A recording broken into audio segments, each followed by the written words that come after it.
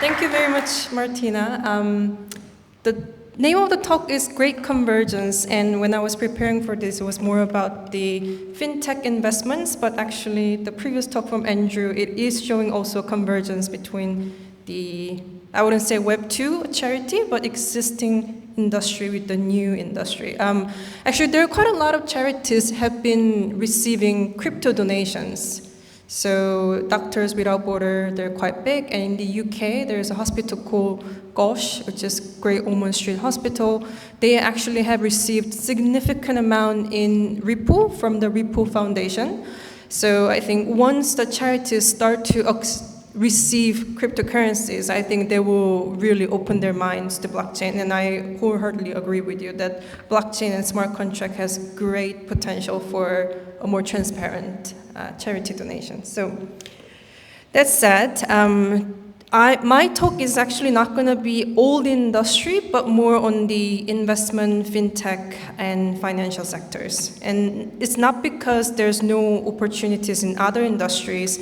It's more about where my firm has started has a background in financial sector. So that's why we looked into this concept of great convergence quite deeply in both operational and also investment side. So I'll just give you a quick intro to Galaxy. So we were founded in 2018, so it's been a while. And we initially started as a trading company and investment company of crypto. So we were quite actively trading cryptocurrencies and buying cryptocurrencies for our founder, Mike Novogratz, who used to be the partner at Goldman, and he founded Fortress, which is a large hedge fund in the US. But once he also started to trade and start to invest and looking into the different ecosystem, he realized that there is actually more to it, that there is a true opportunity to revolutionize how one can do finance. So right now we have sales and trading where we trade cryptocurrencies in both spots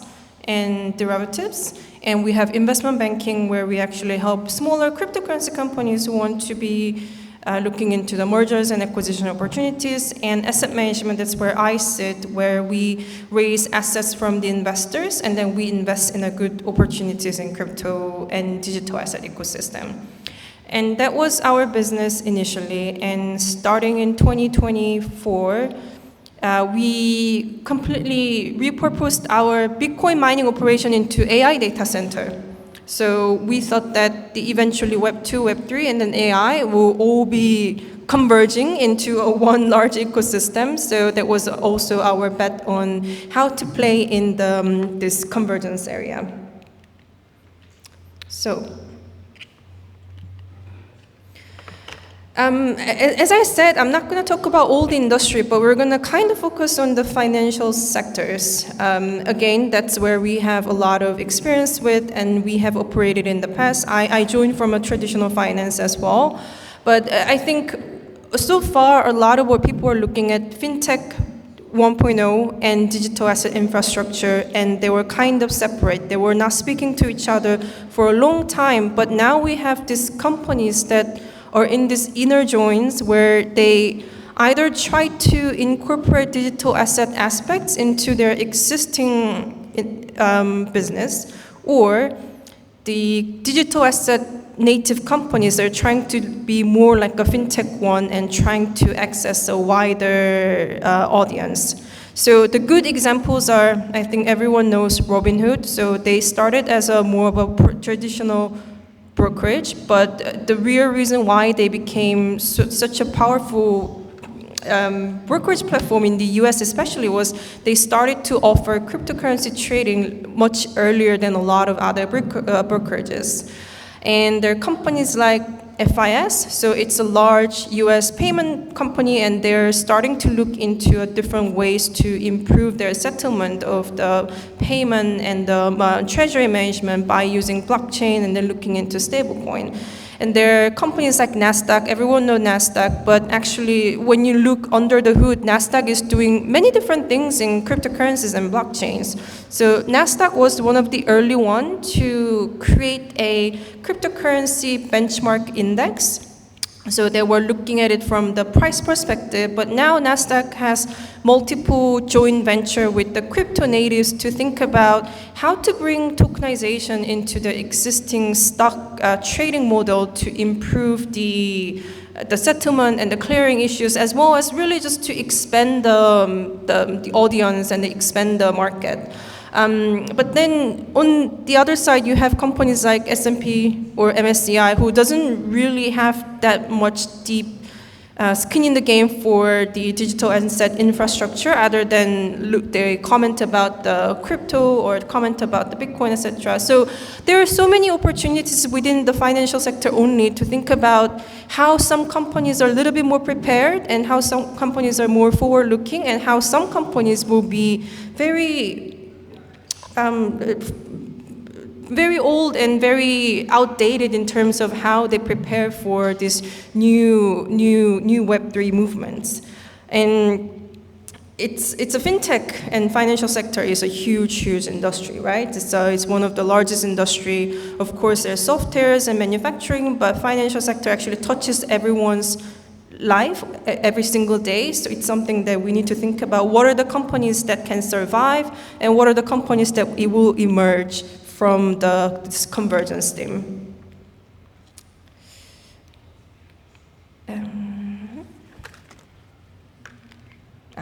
Yeah. So, but there are some really interesting companies that are actually going full on chain, and I'm not going to talk everything, but I chose 3 interesting companies and their collaborations. And my personally favorite one is actually Robinhood. So Robinhood made a big splash last year during ETHCC in Cannes when they announced that they're going to do RWA tokenization. And they decided to do it on top of the Arbitrum. So it's a public blockchain. It's a layer 2 on top of Ethereum. And I think Robinhood, as a brokerage who has been offering crypto for the longest time in the US, they understand that bringing this RWA tokenized assets is not only about the operational efficiency, but also it's really the new user as well.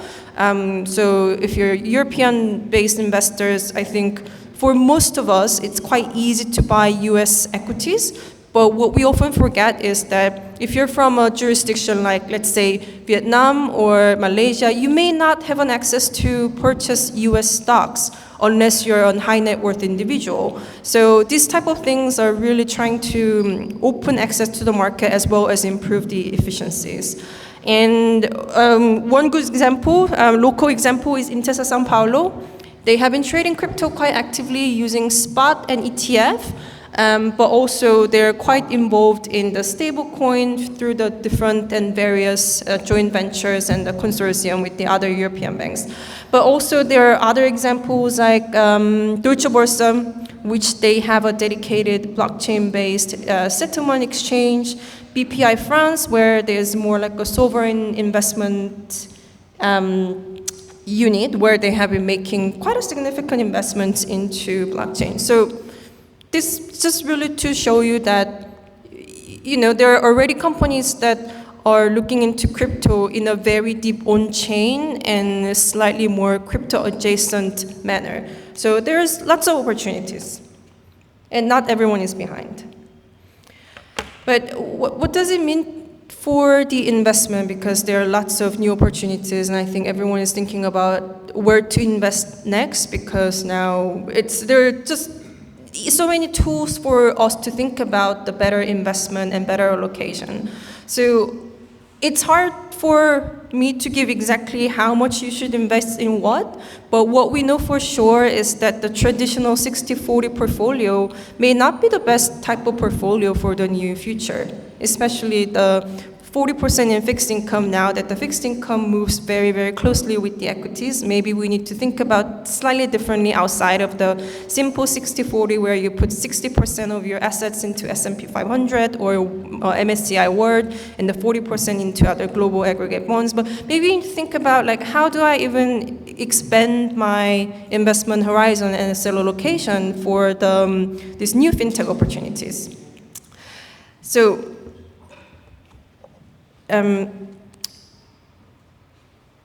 yes, so about I think the number is now probably slightly lower since prepared for this presentation, but digital asset ecosystem, especially if we include stablecoin, it's going to be around 2 trillion.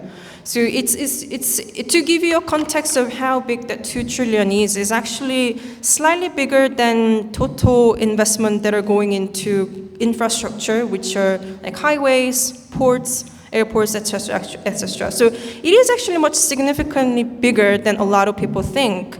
And I think completely missing this one out may not be the best solution, and especially if you think about there are more companies in the financial sector, in the fintech sector especially, are trying to adopt more digital assets.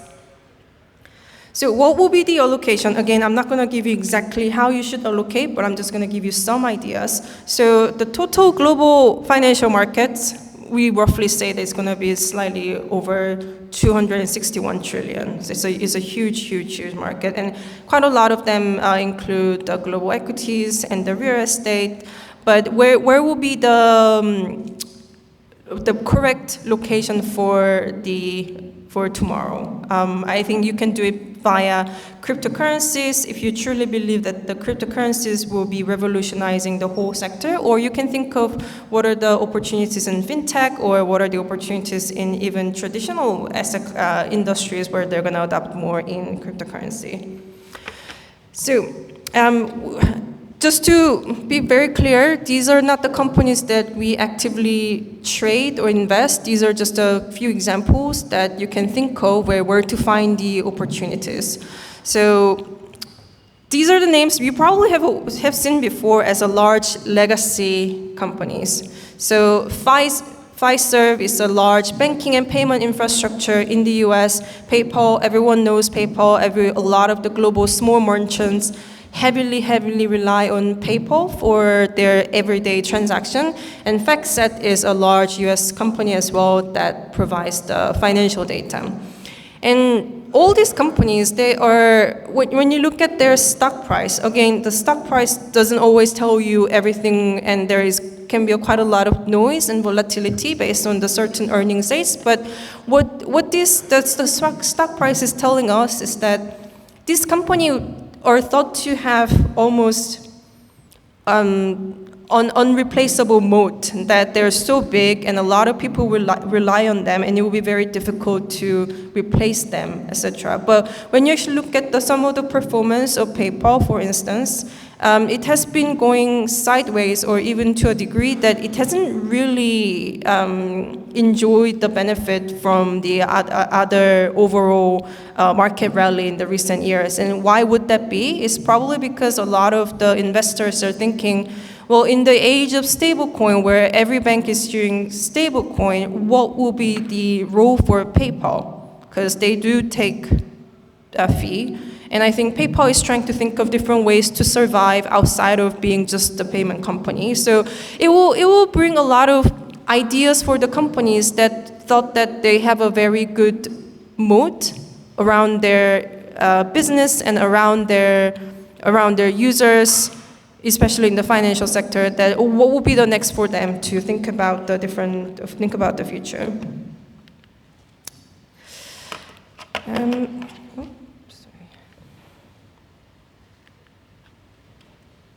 Sorry, I was going backward. And there are some companies that people really like because they're something new and something different, and they're bringing some new Web3 type of element into their investment. So one of my favorite one is Nu. So that's a bank based out in Brazil. So they've been using a lot of neobank.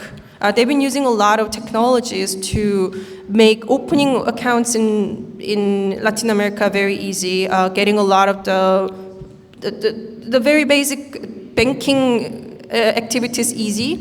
So they were able to accumulate a lot of users. And I mean, it's not here because it's a private company, but I think the best example for Europe is actually Revolut. So Revolut has completely revolutionized, at least for myself, how I spend money abroad, how I send money to my friends, and how I send money to my friends in the US or in other countries.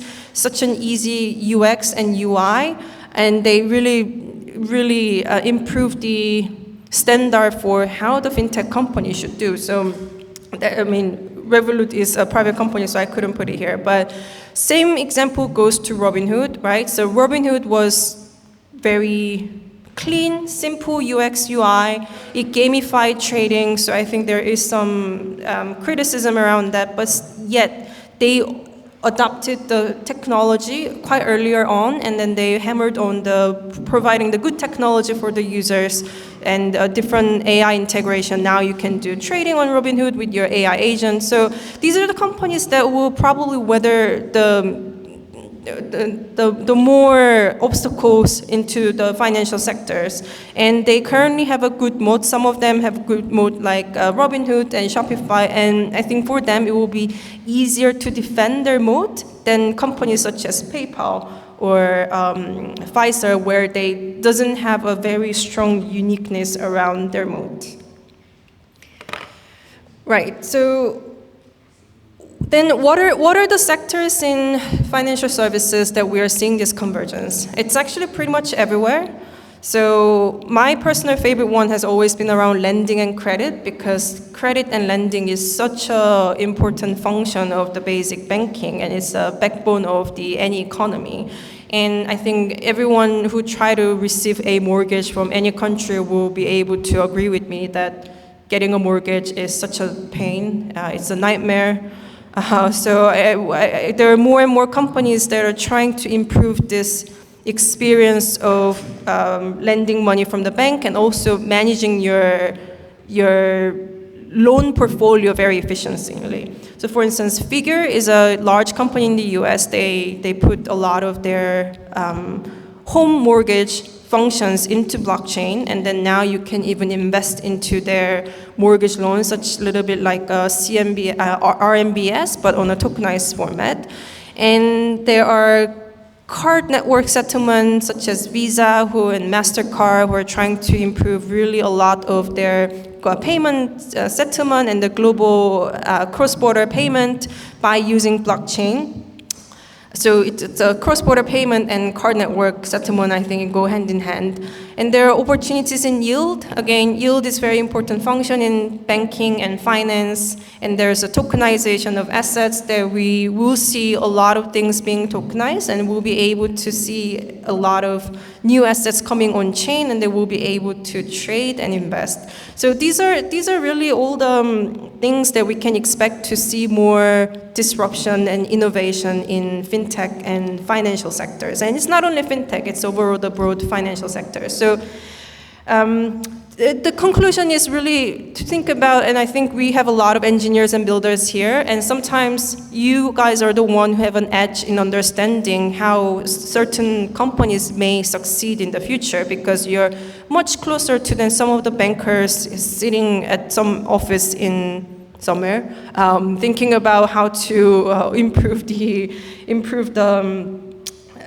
business. But you guys are actually looking into the technology all day long. You'll be able to understand what type of technology will be more widely accepted. So I just wanted to have this talk to give some thinking, some food for thought for everyone to think about how to prepare for the future and then how to really monetize this opportunity. Thank you.